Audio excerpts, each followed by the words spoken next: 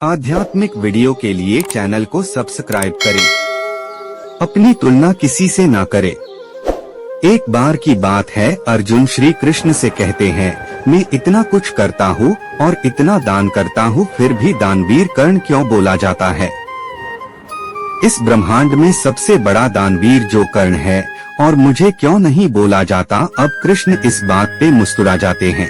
श्री कृष्ण अर्जुन को बोलते हैं, चलो मेरे साथ। वो अर्जुन को दूर एक जगह पर लेकर जाते हैं, जहाँ पर एक बहुत बड़ा पहाड़ होता है, और श्री कृष्ण जैसे ही वो पहाड़ को छूते हैं, पहाड़ पूरे का पूरा सोने का बन जाता है।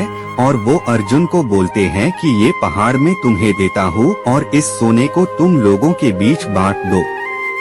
अब अर्जुन वहाँ खड़े हो जाते हैं और आसपास के गांवों में घोषणा कर देते हैं कि मैं अर्जुन सोना बांटने वाला हूँ और आप सबकी जरूरतें पूरी हो जाएंगी और आप आए और सोना लेकर जाएं। अब अर्जुन रोज सुबह से शाम तक सोना बांटने लग जाते हैं।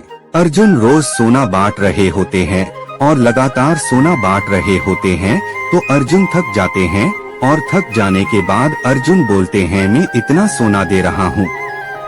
अब जिस व्यक्ति की जितनी जरूरत होती है वह उतना सोना लेकर जाता है। फिर भी एक व्यक्ति बोलता है, मेरे घर में शादी है। तब अर्जुन बोलते हैं, तुम ज्यादा सोना लेकर जाओ। कोई व्यक्ति बोलता है, मेरे घर में मेरी माँ बीमार है। तब अर्जुन उन्हें भी ज्यादा सोना दे देते हैं। अब अर्जुन लोगों को सोना देते ही जा रहे, पर लोगों की सोना लेने के लिए लाइन खत्म ही नहीं हो रही है और लोग दूर दूर से सोना लेने के लिए आने लग जाते हैं।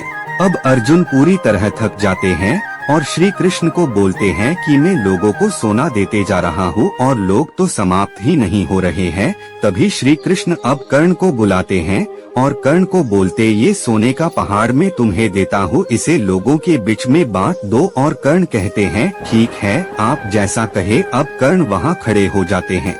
कर्ण घोषणा करते हैं, ये जो सोने का पहाड़ ये मैं आप सबको दान देता हूँ। अब ये बोल के कर्ण वहाँ से चले जाते हैं। अब कर्ण के जाने के बाद श्री कृष्ण बोलते हैं अर्जुन से, जब तुम सोना दे रहे थे और तुम कौन होते हो ये ठहराने वाले की किसे कितना सोना देना है, और तुम जब सोना दे रहे थे तब तुम खुद की तारीफ सुनने के लिए दे रहे थे, जबकि ये सोना तुम्हारा था ही नहीं। जब कर्ण आया और उन्होंने सिर्फ लोगों में घोषणा कर दी, सब सोना ले लो, ये फर्क है तुम में और कर्ण में, और इसीलिए कर्ण को दानवीर कहा जाता है। सीख ये कहनी हमें यह सिखाती है कि प्रत्येक व्यक्ति की उसके जीवन अपनी खुद की क्षमता, प्रतिभा और अनुभवों के साथ हर व्यक्ति अद्वितीय होता है, और उन व्यक्तियों से खुद की तुलना करना व्यर्थ होती है और हमेशा निराशा की ओर ले जाती है।